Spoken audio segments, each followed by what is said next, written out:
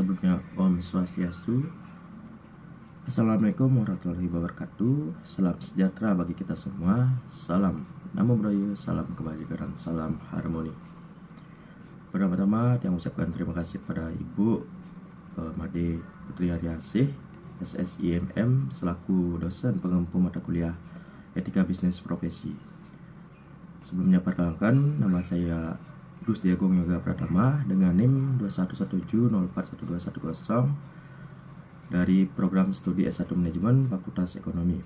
Pada kesempatan kali ini izinkan yang menyampaikan beberapa materi, yaitu materi dari bab 1 sampai dengan materi bab 6 berkaitan dengan selama satu semester ini.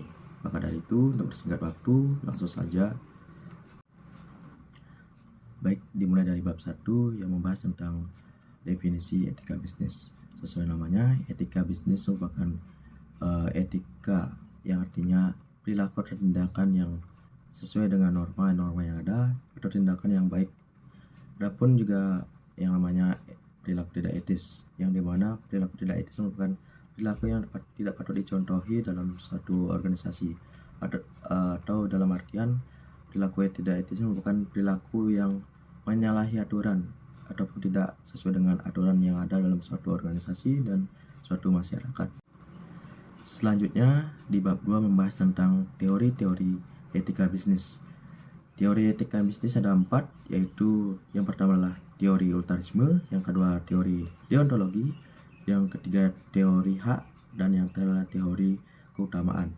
Yang dimana dimulai dari teori ultarisme adalah teori ini menjelaskan sebuah perbuatan bisa dikatakan baik jika membawa manfaat untuk sebuah masyarakat ataupun organisasi.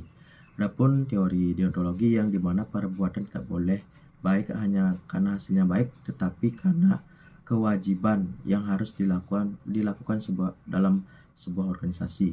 Terus adapun teori hak yang dimana jenis teori ini mengakar pada jenis teori deontologi yang dimana menyangkut tentang martabat manusia, sehingga manusia pun tidak boleh dikorbankan untuk mencapai teori ini. Dan untuk yang tadi adalah teori keutamaan yang dimana teori ini lebih berfokus pada manusia atau perilaku moral yang bersifat jujur dan baik seperti itu, seperti baik dan tidak ramah dan tidak menyinggung orang lain seperti itu. Dan terus selanjutnya di bab 3 membahas tentang perilaku etis dan perilaku tidak etis dalam kehidupan sehari-hari dalam etika bisnis. Seperti namanya, perilaku etis merupakan perilaku yang dimana mencerminkan keyakinan perseorangan dengan norma-norma sosial yang diterima secara umum dan tindakannya dianggap secara baik dan benar. Contohnya bertindak jujur dan bersikap baik. Dan untuk perilaku tidak etis malah sebaliknya, yang dimana perilaku tidak etis ini merupakan perilaku yang menurut keyakinan perseorangan dan norma-norma sosial dianggap salah atau buruk dalam kegiatan bisnis. Contohnya bersikap tidak jujur dan bersikap tidak baik dalam kegiatan bisnis. Untuk selanjutnya di pembahasan bab 4 yang dimana membahas tentang arah bisnis dan tujuan penerapan etika dalam aspek bisnis yang tercantum dalam norma dan hukum seperti itu. Adapun beberapa materi yang dibahas, yaitu yang pertama historis bisnis dan perubahan etika bisnis, yang dimana membahas tentang perubahan dari zaman ke zaman dalam etika bisnis, dari zaman pertama kali timbul di Amerika Serikat sampai saat ini masih ada di era globalisasi dan di era digital ini. Untuk selanjutnya di misi etika yang dimana membahas tentang tujuan dalam dorongan bagi kesadaran masyarakat untuk memberikan batasan bagi pengusaha pembisnis untuk menjalankan bisnisnya.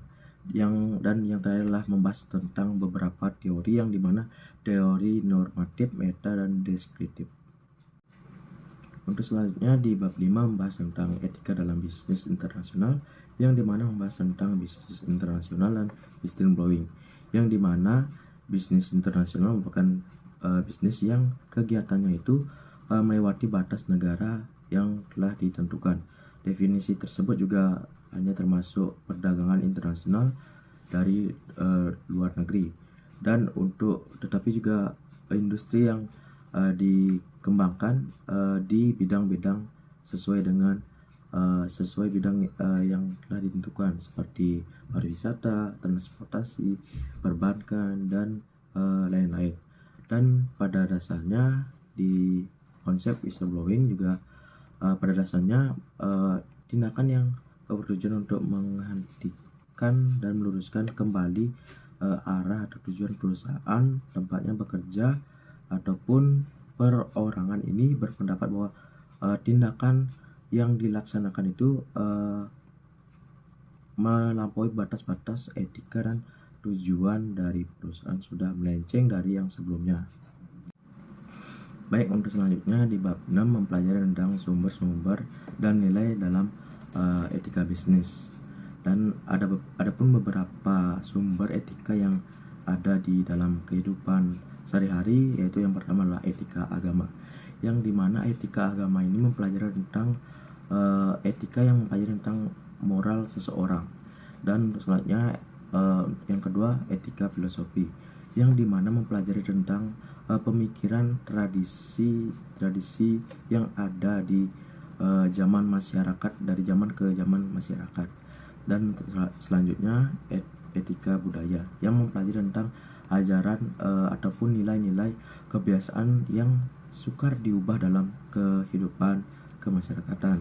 Dan untuk yang terakhir itu adalah etika hukum, yaitu yang mempelajari tentang aturan-aturan yang ada di sosial kepemerintahan yang ada di masyarakat. Baik, sekian pembahasan materi dari bab 1 sampai dengan bab 6 yang dapat saya sampaikan dan yang saya ketahui. Jika ada salah kata, saya mohon maaf yang sebesar-besarnya, karena tidak ada manusia yang sempurna. Dan tutup untuk para masadi. Om Santi Santi Om. Wassalamualaikum warahmatullahi wabarakatuh. Salam sejahtera bagi kita semua. Salam Namo Buddhaya, salam kebajikan, dan salam harmoni.